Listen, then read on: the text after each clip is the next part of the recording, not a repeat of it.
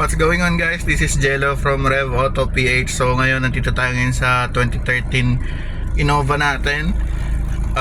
Unfortunately, may incident siya. So nabangga yung likod niya. Pupunta tayo ngayon sa isang paint shop sa kakilala natin. Try nating pagawa, try nating pa-canvas muna kasi mukhang malaki-laki yung damage. So mamaya pakita ko sa inyo kung ano yung tsura ng damage. Ano doon, yung cover ng ganon. Atake ng simplak yan eh.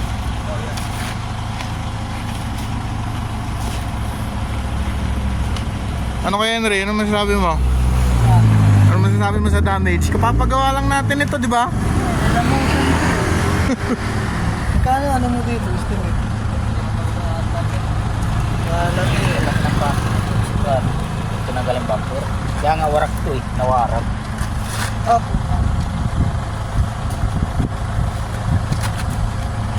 And so yan, sila Kuya Henry yung naggawa nito, strip to metal.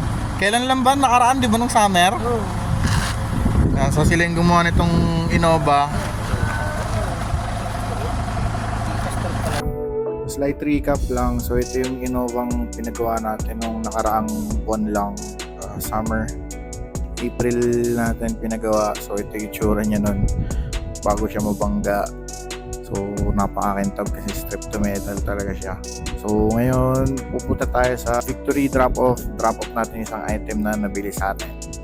Yun, so quick side quest tayo ngayon. Nandito tayo sa drop and go. Papadala natin tong mugs. So nakabili customer natin taga La Union. Papadala na natin kasi binayaran na niya. So nandito tayo sa Victory drop and go. Tapos puntahan natin yung Innova na nabangga. Ikutan natin mamaya sa talyer. Tingnan natin kung anong update. Tapos nakabili na rin tayo ng bumper na kapalit ng mismong nabangga.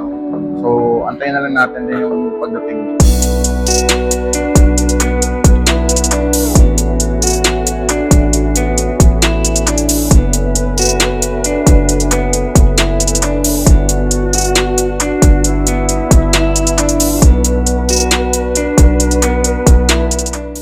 So yun guys, habang inaantay natin yung paggawa natin dun sa Toyota Innova, yung sa bumper.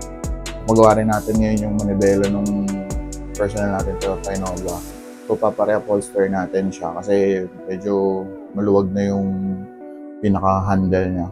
So mamaya pakita ko sa inyo ano yung itsura. Punta tayo ngayon sa seatmate, Alabang. So ito yung isa sa pinakasuki namin sa pagdating sa upholstery. Dadali natin yung Honda Civic. Let's go!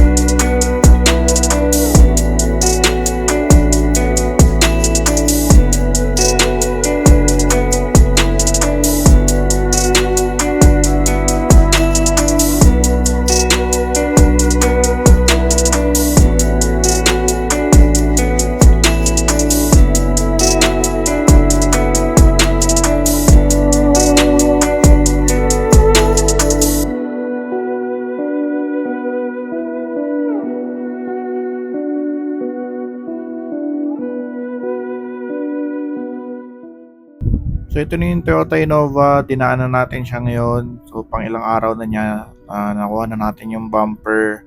Naikabit na rin siya, then meron na siyang base paint. I-clear coat na lang yan sa susunod na araw. Nakabit na rin yung reflector, buti walang basag. Yung reverse sensor naikabit na rin. Yung garnish, bumili tayong brand new na garnish ulit kasi pingas-pingas na and nantay na lang yung plate light. Last part pa naman yun. Tapos next is mechanical, then pa-align na rin natin.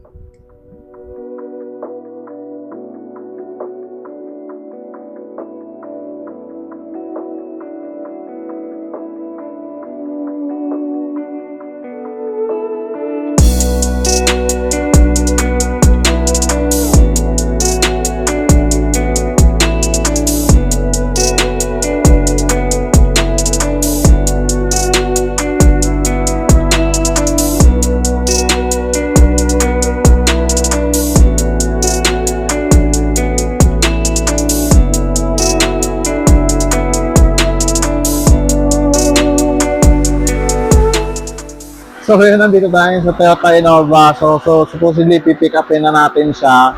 Tapos pinapaigpitan na rin yung handbrake cable kasi medyo maluwag yung handbrake. Sobrang taas ng handbrake niya pagka in-engage mo siya. Kasi sobrang lakas ng ulan. So pipick upin na natin siya supposedly. Tapos papakabit na rin natin yung bagong garnish na nabili natin saka yung plate light. Tapos ngayon yung rear camera para mabutasan ulit yung garnish kasi binubutasan, hindi namin kinakabit sa plate number.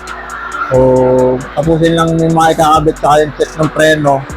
Tapos para makaalis na rin tayo. Ayan, so dinala natin sa tuner mechanic namin. Yan, in-scan na rin.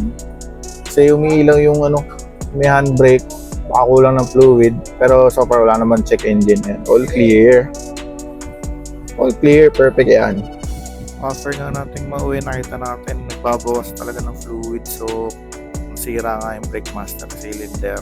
So, ito, shout out kina Kuya Jeff na kahit umuulan, napalitan pa rin. Isa na yung bagong pyesa.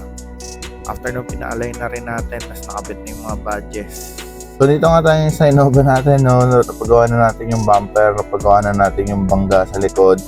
Napalitan na rin natin yung mga dapat palitan. So, isa na din yung preno, yung brake master cylinder. So, hindi kinaya ng cleaning. Talagang nakita meron ng leak kasi nagbabawas ng fluid. Lumala na. So, napalitan na rin yung brake master cylinder. So, bigay ko yung computation nung mga nagastos natin. Quick recap nung damage, no? So, ito yung rear bumper. Buti yung reflector dito namaan. Retainer na gamit pa. Tapos yung tinamaan din yung pinto, rear door. So, ito na yung finished product. So, basically sa pintura at yung kabit alignment ulit, more or less 25,000. Yung bumper, 13,000.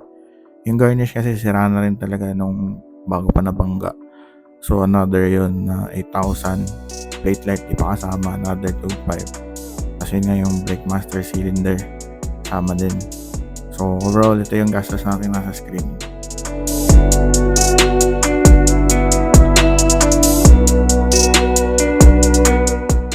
So yun, maraming salamat sa panonood. So stay safe everyone kasi maulan nitong panahon na to nung in-upload natin to. Maraming salamat sa panonood. Again, everyone, God bless. Drive safe.